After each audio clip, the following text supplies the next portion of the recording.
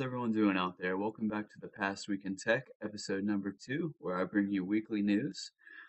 This video is going to cover from March 9th through March 14th approximately. And so let's get right into it with the first headline, which is PlayStation Vue, Sony's long-awaited internet TV service, will launch in the coming weeks. Basically, this is going to compete with things like Sling TV. It's going to bring you your favorite channels like CBS, Fox, Discovery, Comedy Central, all those good things. It's initially going to be offered through the PS3 and PS4 to help with adoption. So if you're a big Sony fan, this is good news for you. And it should be coming out in the next couple weeks. Um, let's see, moving right along here, this is probably one of the bigger headlines of the past week, which is Apple's announcement of the new MacBook. I'm sure, as you've heard, there is only one port on it, and a lot of people will think this is a bad move on Apple's part. Um, I personally think it's not the best move. They probably could have fit a couple more ports on there, and that would have solved a lot of people's grievances. But yeah, I'm going to scroll through this article from The Verge here. You can see that Lenovo is firing some shots here. The new MacBook is 13.1 millimeters, and Lenovo's been firing shots at them over the past week about how theirs are thinner. Their Yoga 3 is 12.8 millimeters, etc. But if you go and check out my videos, I actually shared first impressions from another YouTuber, and it's a good video, so go ahead and check it out. And I also have another article on it here from Tech News World. It's new MacBook computing rethought, and it gives some more information on it if you'd like to go check it out. Here's a picture of the inside. You can tell that these are all battery cells right here, spread out, and it's also going to have a new trackpad feature with haptic feedback function on it. It's going to have a Retina display on it.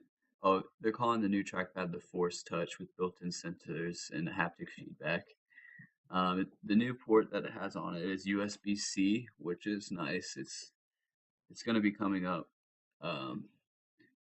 pretty popular throughout the industry, and there's a lot of advantages to USB-C, which is basically USB 3.1. So if you haven't heard about that, go ahead and check it out. And the new Retina screen will be 1440, which is pretty nice. There are some laptops out there with a little higher resolutions, but 1440 is pretty nice. So with this one port, there's going to be a slew of different adapters for it if you want to be able to hook up more than one thing at once. If you go over to Apple's website, here's one of them. They're calling this the multi-port adapter. It's starting out at $79. It's kind of expensive. You can see there's the USB-C connection, and then here's the other side. Looks like it has a USB port, HDMI, and then another USB-C on it. But yeah, it's kind of expensive starting out. Already $79 on top of what is, $1,000 plus laptop. And like I was saying, Lenovo's firing shots. You saw this on the other article, but I just wanted to bring up their Twitter. They say, "We see your thin laptop and raise you 3 modes, 2 USB ports, and a higher resolution touch display." Here's another one at Asus throwing some shots. Like I said, they have higher resolution here, 3200 by 1800 versus the 1440. But it's been crazy this week with all these manufacturers throwing shots. And moving on, another topic about Apple here. Apparently, Tim Cook had a meeting with his shareholders, and they're questioning him about the rumors of the Tesla acquisition, and they thought it was a good idea. One of the shareholders remembers his first purchase from Apple and how it would change his life, and he hasn't purchased a product like that until he bought a Tesla car, which changed the way he lived, which is pretty interesting. So moving on, once again, another article. The Apple Watch prices have been released as well as the colors and the sizes. So here you can go to Apple's website and check them out. This isn't something that I'm really interested in. I don't think I want another device that I have to charge every night or remember to charge, and if I don't halfway through the day, it's useless. So I don't know, it's a decision you can make, and for $550, I can think of a lot of different things to buy that would be well worth it. And so, like I was saying, the prices have been released. There's some for 450, or I'm sorry, $549 and $599 for the 42 millimeter versus the 38 millimeter. And if you want to know which size to buy, um, they actually released a PDF file as well as this text file article where that talks about it. So they're saying that most women would fit into this range, and then most men's wrists fit into this range.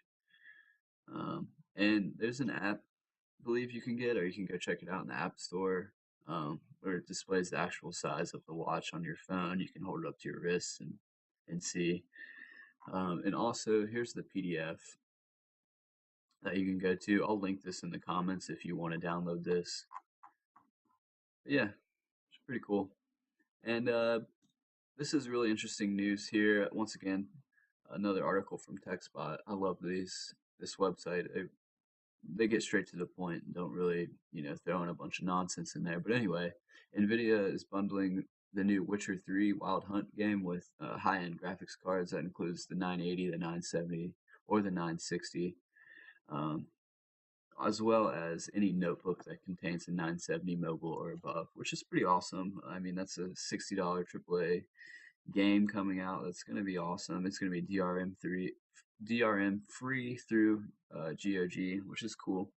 I actually recently just upgraded my graphics card to a Gigabyte G1 Gaming WindForce GTX 970, so I'm getting this. I actually purchased it 2 days before they announced this, but Newegg was very kind and hooked me up with the code anyway. I just went on there and got on the support chat, and he had no questions and was like, "Yeah, sure, I'll send it right over." So pretty excited about that. Props to Newegg.